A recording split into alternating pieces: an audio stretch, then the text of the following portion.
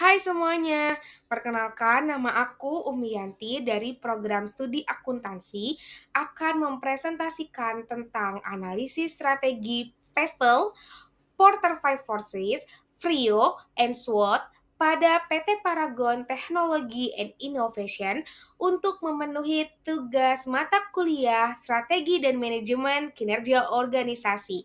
Selamat menyaksikan! Baik teman-teman, sebelum kita membahas materinya, alangkah baik kita mengetahui tentang PT Paragon Technology and Innovation terlebih dahulu. PT Paragon merupakan salah satu perusahaan industri kosmetik terbesar di Indonesia yang didirikan pada tahun 1985 oleh Nurhayati Subakat dengan nama awal PT Pusaka Tradisi Ibu. Paragon dikenal sebagai pelopor kosmetik halal di Indonesia melalui merek Wardah dan juga menaungi merek lain seperti Putri, Makeover, Emina, Kaf, Biodev, dan Labore, serta produk lainnya. Selanjutnya kita akan membahas materi yang pertama tentang PESTEL. PESTEL sendiri merupakan analisis eksternal yang bertujuan membantu perusahaan memahami kondisi makro untuk mempengaruhi strategi bisnis.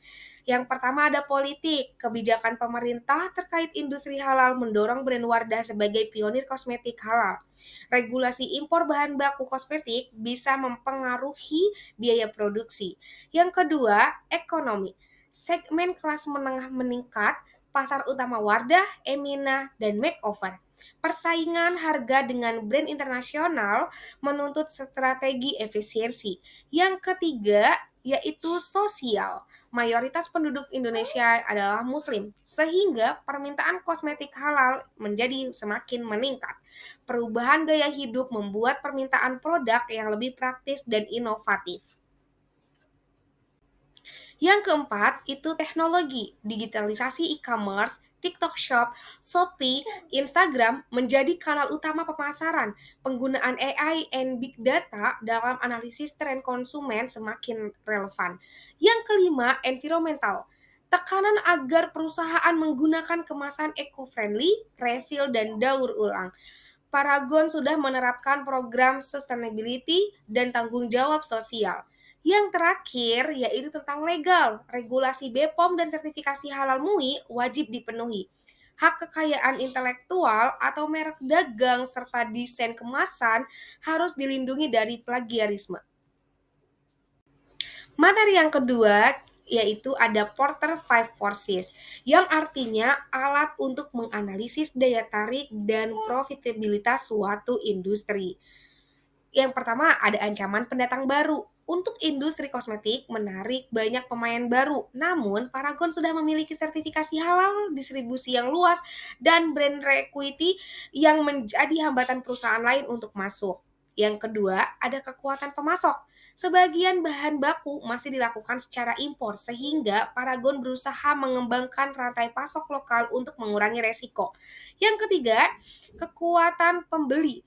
Konsumen mudah berpindah ke merek lain karena banyak pilihan, namun brand halal dan inovasi membuat loyalitas tetap terjaga.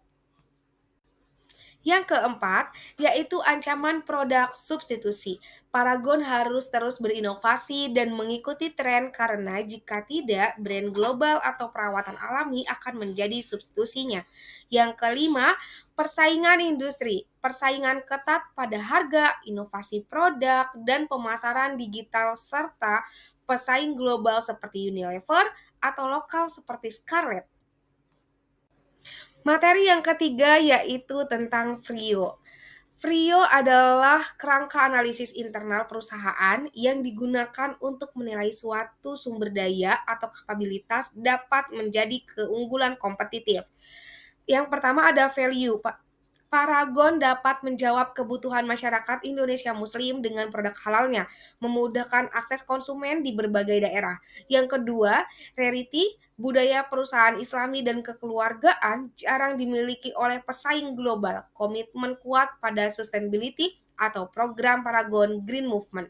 Yang ketiga, imitability, yaitu citra merek Wardah sebagai kosmetik halal, pengalaman yang panjang dalam inovasi produk sejak 1985 yang sudah melekat sejak lama tidak mudah untuk ditiru. Yang keempat, organization. Paragon memiliki struktur organisasi yang mendukung inovasi dan program pengembangan SDM yang terstruktur. Selanjutnya materi yang terakhir yaitu SWOT, analisis manajemen strategis yang digunakan untuk mengevaluasi suatu organisasi, perusahaan, atau proyek. Yang pertama ada strength, kekuatan. Brand kuat dan halal, diversifikasi merek, inovasi produk berkelanjutan, serta jaringan distribusi yang luas. Yang kedua, weakness atau kelemahan. Kelemahan yang dimiliki oleh PT Paragon sendiri yaitu ketergantungan pada bahan baku impor, persaingan internal antar brand Paragon, serta skala global masih terbatas. Yang ketiga, opportunities atau peluang. Peluang yang dimiliki oleh PT Paragon yaitu ada tren global yang halal beauty, pertumbuhan kelas menengah Indonesia. Yang ketiga, digitalisasi dan e-commerce. Yang keempat, kolaborasi dengan UMKM. Yang keempat, ada threats atau ancaman nih. Paragon juga memiliki ancaman yaitu persaingan ketat, tren kecantikan cepat berubah, ancaman substitusi, regulasi yang ketat, fluktuasi ekonomi. Baik teman-teman, sekarang sudah di slide terakhir, yaitu tentang kesimpulan. Jadi secara keseluruhan dapat disimpulkan bahwa keberhasilan PT Paragon Technology and Innovation terletak pada kemampuan memanfaatkan faktor eksternal seperti tren halal, digitalisasi, sustainability, sekaligus mengoptimalkan sumber daya internal yang unik melalui brand, budaya, dan inovasi. Dengan strategi yang adaptif, Paragon berpotensi untuk terus memperkuat posisinya, tidak hanya di pasar domestik tetapi juga di pasar internasional. Cukup sekian pembahasan dari saya. Sampai jumpa di video selanjutnya.